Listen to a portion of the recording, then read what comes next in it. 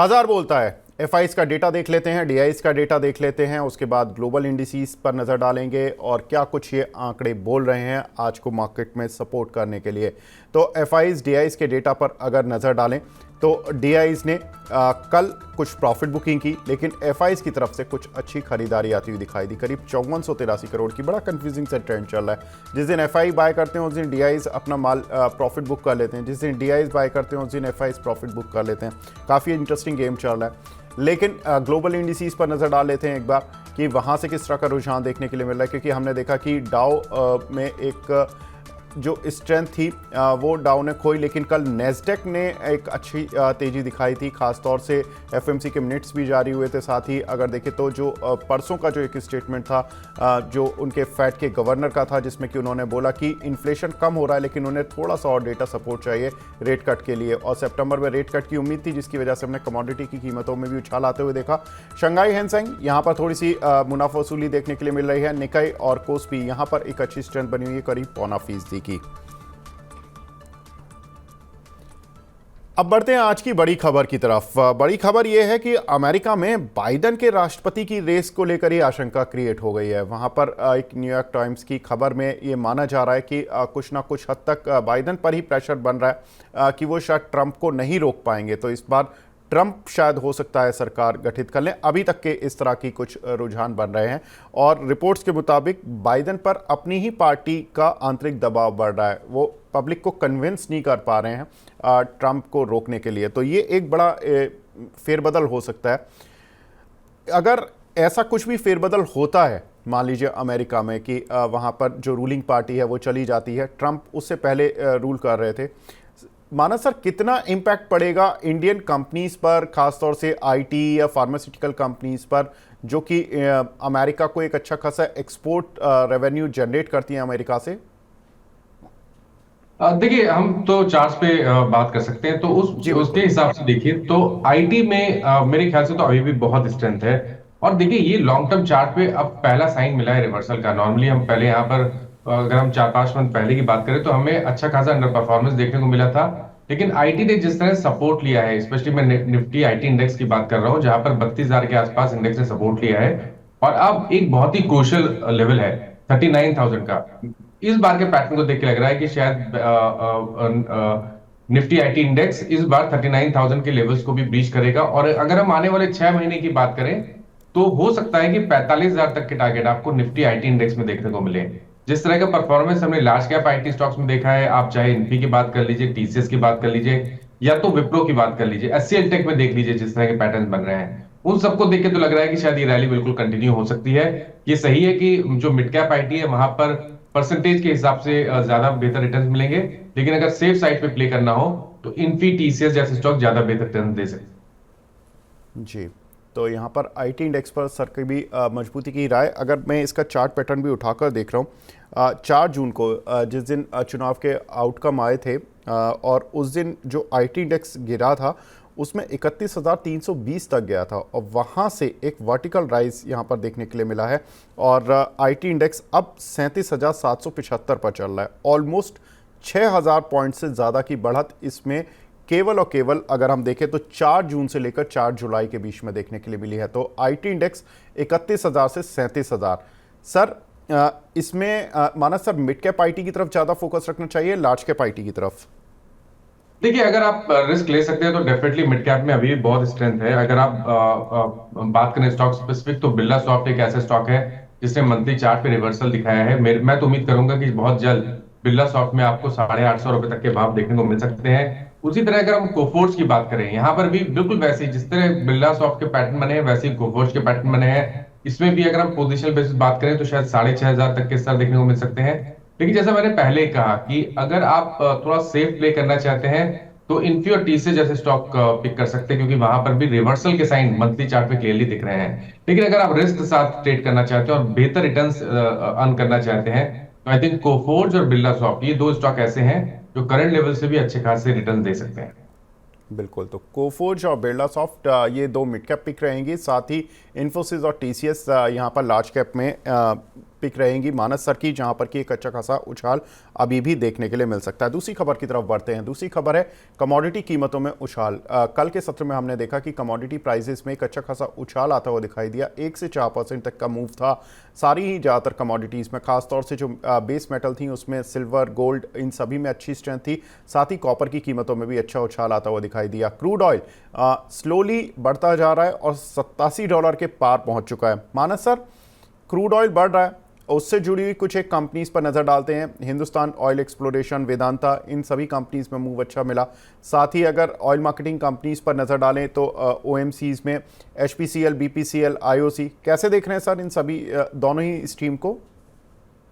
तो देखिए, दो स्टॉक की बात कर लेते हैं। ऑयल मार्केटिंग कंपनीज में बीपीसीएल एक ऐसा स्टॉक है जो लॉन्ग टर्म चार्ट पे जिसने ब्रेकआउट दिया है। मेरे ख्याल से अभी 4-5 मंथ पहले 280 270 का एक बहुत ही स्ट्रॉन्ग रेजिस्टेंस स्टॉक ने ब्रीच किया था। उसके बाद हमने कंसोलिडेशन देखा। आई थिंक निवेश के मौके तो अभी भी दिखते हैं। अगर आपके पास समय है, अगर आप 2 से 3 मंथ के लिए एक ऑयल मार्केटिंग कंपनी को चूज करना चाहते हैं जहां आप बेहतर रिटर्न्स की उम्मीद कर सकते हैं, तो वो बीपीसीएल है। ₹270 के स्टॉप लॉस से बीपीसीएल में खरीदारी करनी चाहिए। आई थिंक ₹350 तक के भाव देखने को मिल सकते हैं। दूसरा जो आपने स्टॉक मेंशन किया था उसमें हिंदुस्तान ऑयल कॉर्पोरेशन, माफ करिएगा, हिंद ऑयल एक्सप्लोरेशन की मैं बात कर रहा हूँ। जी यहाँ पर भी पैटर्न बहुत पॉजिटिव बन रहे हैं। हायर टॉप हायर बॉटम का ट्रेंड बन रहा है अब, और आप उम्मीद कर सकते हैं कि स्टॉक इस बार 220 के लेवल्स को ब्रीच करके 250 की तरफ जाने की कोशिश करेगा। तो पोजीशन ट्रेड के हिसाब से यहाँ पर भी आप 194 के स्टॉप लॉस से खरीदारी कर सकते हैं। बिल्कुल, तो हिंद ऑयल पर खरीदारी कर सकते हैं। बीपीसीएल में भी ब्रेकआउट सर को देखने के लिए मिल रहे हैं। कुछ एक सवाल भी काफ़ी मिलते जा रहे हैं, अब हमें थोड़े सवाल भी लेते चलते हैं। पहला क्वेश्चन हमें मिला है मधु देदिया जी का। अंबुजा सीमेंट और स्टार सीमेंट पर सर एंट्री के लिए व्यू पूछ रहे हैं कि किन लेवल्स पर एंट्री कर सकते हैं दोनों ही शेयरों में? तो देखिए, स्टार सीमेंट अवॉइड करिए क्योंकि यहाँ पर ट्रेंड बहुत क्लियर दिख नहीं रहा है। 20 और 10 डे मूविंग एवरेज के नीचे ट्रेड कर रहा है। शायद यहाँ पर गिरावट बढ़ेगी तो 195 तक के भाव देखने को मिल सकते हैं। लेकिन अंबुजा में आप करंट लेवल्स पे खरीदारी कर सकते हैं। स्टॉक करेक्ट जरूर हुआ है आज, लेकिन मेरा समझना है कि नीचे 660 और 650 के रेंज में एक स्ट्रॉन्ग सपोर्ट है। तो 640 के स्टॉप लॉस से अंबुजा में एक पोजिशन ट्रेड ले सकते हैं जहां आप 730 735 के टारगेट सेट कर सकते हैं। जी, हरीशचंद शर्मा जी का सवाल है आईआरबी इंफ्रा पर सर 1300 शेयर हैं ₹65 के प्राइस के। रोज इस प्राइस के लगभग के आईआरबी इंफ्रा पर सवाल आते हैं, आज भी है सर, क्या करना चाहिए इनको? देखिए, अगर मेरे ख्याल से यहाँ पर अगर आप पेशेंस रखेंगे तो ऐसा हो सकता है कि कंसोलिडेशन के बाद हमें ऊपर की तरफ 70-72 के ऊपर जब ब्रेकआउट देखने को मिले तो आपको शायद ₹90 तक के भाव भी देखने को मिल सकते हैं। तो जो medium to long term outlook है वो अभी बहुत नेगेटिव नहीं हुआ है। हालांकि परफॉर्म नहीं कर रहा है, कंसोलिडेशन दिख रहा है और अपने 100 डे मूविंग एवरेज पे एक स्ट्रॉन्ग सपोर्ट क्रिएट कर रहा है। मेरे ख्याल से चांस लेना चाहिए। ₹60 के नीचे स्टॉप लॉस लगा के स्टॉक को होल्ड करिए। ब्रेकआउट ₹72 के ऊपर देखने को मिलेगा तो आपको 90 रुपीज तक के भाव भी शायद आईआरबी में देखने को मिल जाए। सचिन कुमार जी का सवाल है, बोल रहे हैं गुड मॉर्निंग सर, आज तो मेरा सवाल ले लीजिए। बिल्कुल सचिन जी, हम पूरी कोशिश करते हैं कि सभी के ही सवाल इनकॉर्पोरेट करें, लेकिन माफ़ी चाहेंगे कि आपका सवाल कुछ दिन से मिस हो रहा है। नेशनल फर्टिलाइज़र के साथ 300 शेयर हैं इनके पास, ₹143.77 के प्राइस के। ये पूछ रहे हैं कि कब तक ये मेरा लॉस कवर कर पाएगा, प्लीज़ बता दीजिए सर।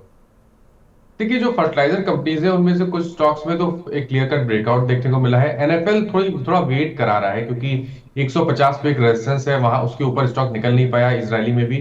बट फिर भी क्योंकि जो ओवरऑल इस सेक्टर का आउटलुक है वो काफी पॉजिटिव है। चंबल फर्टिलाइजर ने तो ऑलरेडी ब्रेकआउट दिया हुआ है, वहां पर आपको शायद आने वाले 2 से 3 मंथ में बेहतर रिटर्न मिल सकते हैं। और उसी तरह एनएफएल में भी आपको आने वाले 2 से 3 मंथ में अच्छे रिटर्न मिल सकते हैं। बट आपको 114 का स्टॉप लॉस, ₹114 के नीचे आपको स्टॉप लॉस लगा के पोजीशन को होल्ड करना पड़ेगा। 150 का आंकड़ा क्रॉस होगा तो कम से कम 175 तक के भाव आपको एनएफएल में भी देखने को मिल जाएंगे। बिल्कुल, काफ़ी शिकायतें आज हमारे दर्शकों की, और असद राजपूत जी भी यही सवाल पूछ रहे हैं कि सर मेरा सवाल नहीं लेते हैं। राजपूत जी, एनएफएल पर तो आपका भी सवाल था और लगभग इन्हीं प्राइस का था, ₹145 के आपके शेयर हैं, तो सर व्यू तो आपको एनएफएल पर सर का सेम ही रहेगा। लेकिन मैं आपका दूसरा वाला सवाल ले लेता हूं, जो कि अशोक लेलैंड पर है। इन्होंने लिखा है कि अशोक लेलैंड के 100 शेयर हैं 235 और 240 के भाव पर, अब क्या करना चाहिए सर? देखिए, मेरा आउटलुक अशोक लेलैंड पे भी काफी पॉजिटिव है। हालांकि इस पूरे हफ्ते हमने केवल प्रॉफिट बुकिंग देखी और उस प्रॉफिट बुकिंग में 20 डे मूविंग एवरेज के नीचे स्टॉक निकला है, उसके नीचे गया है। लेकिन क्योंकि जो medium to long term outlook है वो काफी पॉजिटिव है, इसलिए मेरी राय रहेगी कि शायद गिरावट थोड़ी और बढ़ सकती है, 222 के आसपास स्टॉक आ सकता है जहां पर 50 डे मूविंग एवरेज है। लेकिन जब तक ये 204 रुपए के ऊपर ट्रेड करता रहे, आई थिंक जो मीडियम टू लॉन्ग टर्म का अंडरटोन है वो बुलिश बना रहेगा। इसलिए पेशेंस रखिए, शायद एक करेक्शन के बाद जब रैली रिज्यूम हो तो आपको 255 या तो उसके ऊपर 275 तक के टारगेट भी देखने को मिल सकते हैं। मेरे लिए जो आगने वाले 8 से 10 मंथ होंगे उसके टारगेट करीब करीब 275 285 की रेंज में होंगे। जी, इसी बीच हमारे साथ एक कॉलर भी जुड़ चुके हैं, किशन जी जयपुर से। सर नमस्ते सर, पूछिए अपना सवाल प्लीज़। नमस्कार सर। नमस्ते सर, प्लीज़ पूछिए सर अपना सवाल। सर मैंने धनी सर्विसेज के 500 शेयर लिए 58.60 की रेट पे। जी, तो धानी मेरा सर्विस। शॉर्ट टर्म व्यू है, तो अभी होल्ड करना चाहिए या निकल जाना चाहिए सर? जी जितेंद्र जी, बिल्कुल ये पता लगवा देते हैं क्योंकि धानी का शेयर काफ़ी मुश्किल से चला है, 30-35 रुपए पर ये जी अटक जी। गया था शेयर, और काफ़ी समय बाद ये मूव मिला। कंपनी लॉस मेकिंग है, लेकिन कंपनी की जो मैनेजमेंट कमेंट्री होती है हमेशा बुलिश रहती है। सर पहले ये इंडिया बुल वेंचर्स के नाम से आता था शेयर, अभी 58 रुपये 50 पैसे आ गया काफ़ी समय बाद, कैसा लग रहा है सर? तो देखिए, धानी की जहां तक बात है, कहीं ना कहीं अब medium to long term chart पे कुछ रिवर्सल के साइन देखने को मिले हैं।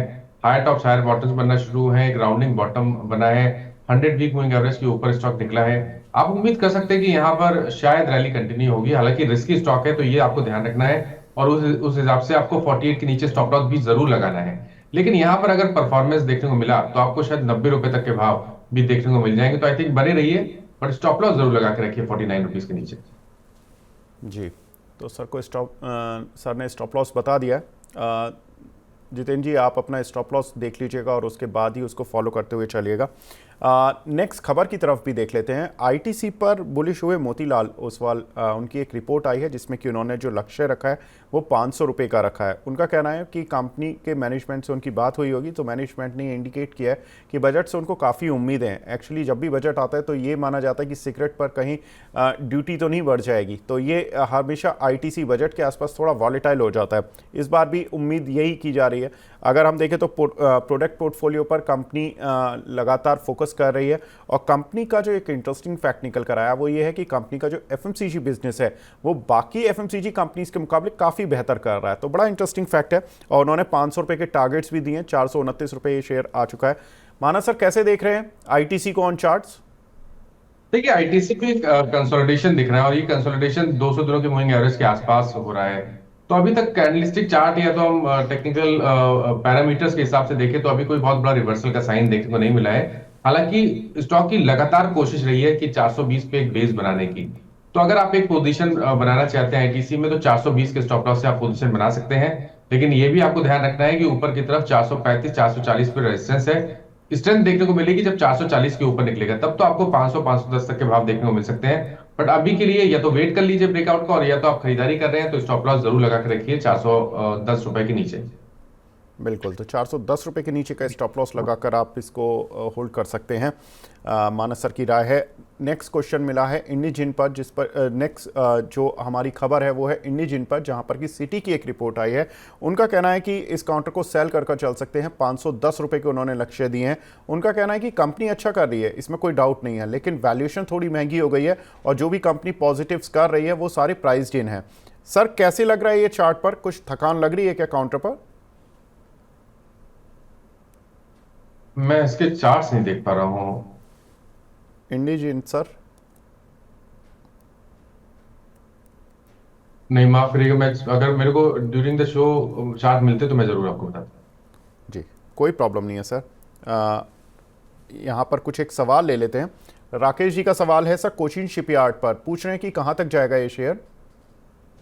देखिए, कोची शिपयार्ड की जहां तक बात है, क्योंकि जितने डिफेंस क्षेत्र के स्टॉक हैं वो काफी बेहतर कर रहे हैं, और ये भी उन्हीं में से एक है जहां पर हायर टॉप्स हायर बॉटम्स लगातार बन रहे हैं। 2400 रुपए के ऊपर ब्रेकआउट देखने को मिला है। जो नेक्स्ट टारगेट आपको सेट करना है वो 2850 का होगा। अगर आपने पोजीशन बना ली है तो आप स्टॉप लॉस लगा के रखिए 2450 के नीचे, लेकिन टारगेट सेट करिए 2850 के आसपास का। जी, रितिका जी का एक सवाल है सर हुडको पर। इनके पास 285 रुपये के 50 शेयर हैं।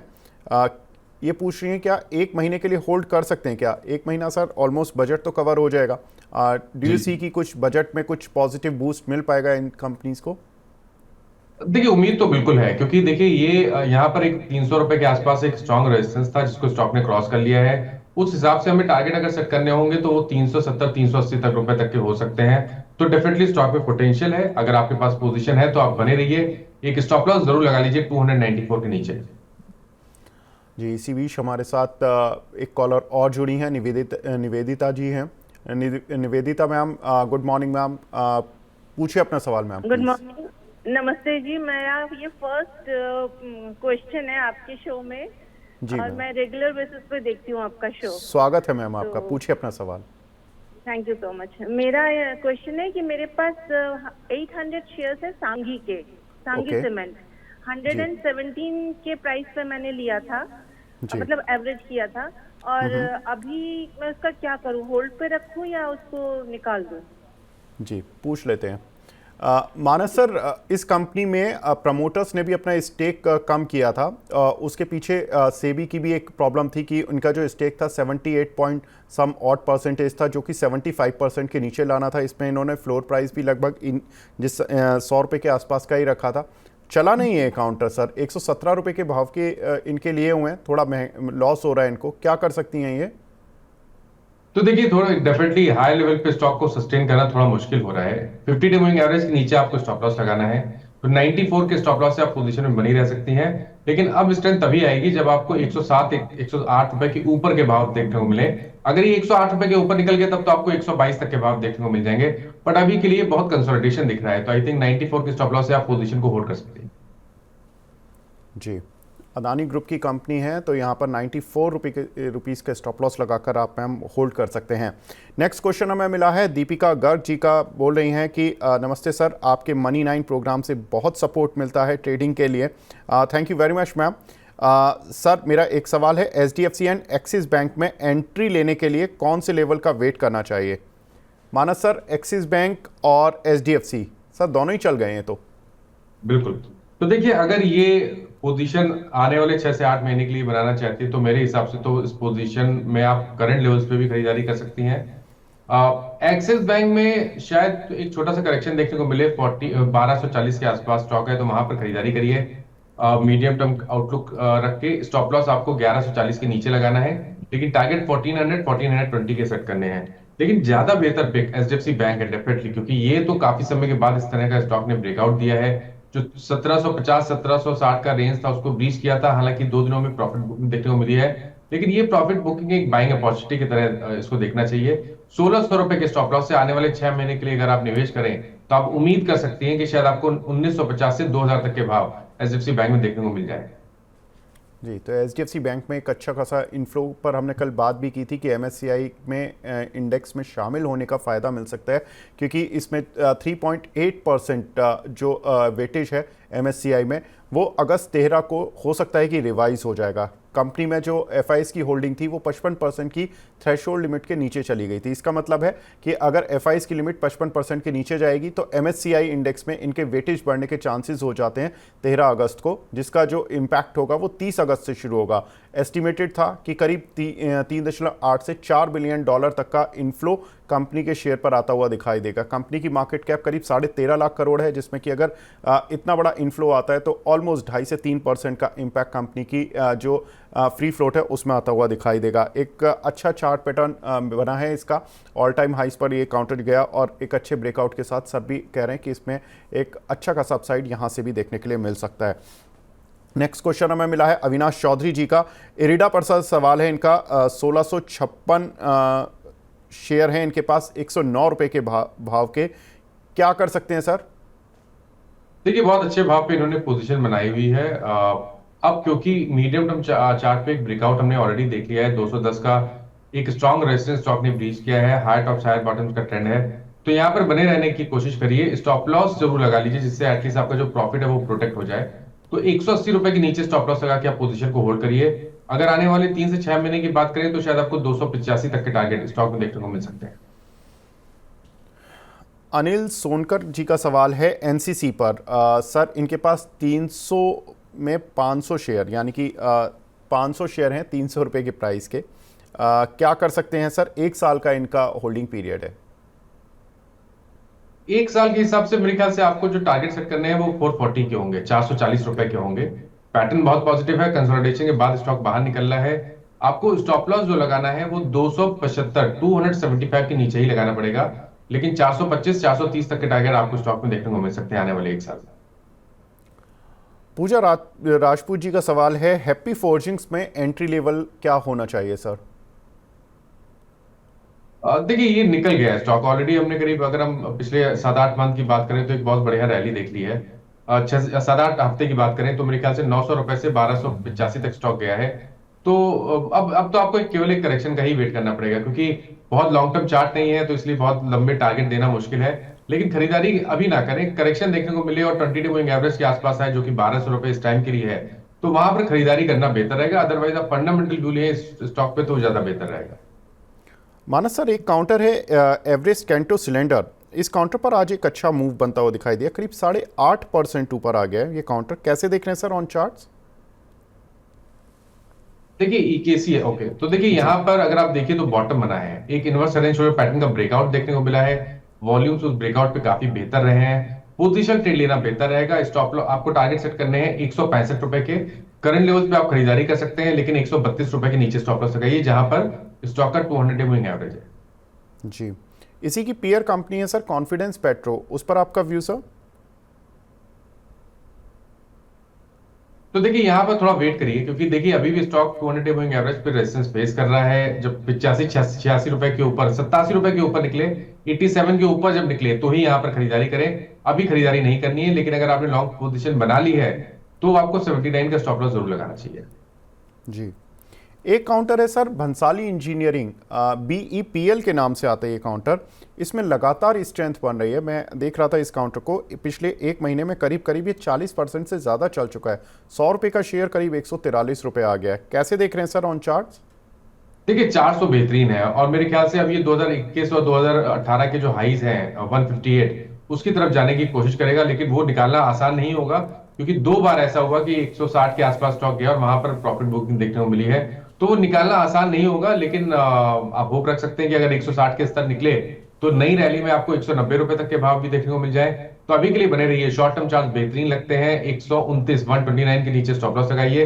155 से 160 की रेंज में रिव्यू करिए। अगर आपको वहां पर वीकनेस दिखे तो एक बार प्रॉफिट बुक करें, बट अगर वहां पर स्ट्रेंथ देखने को मिले और 160 रुपए के ऊपर स्टॉक निकल जाए, तब तो आप पोजीशन में बिल्कुल बने रह सकते हैं।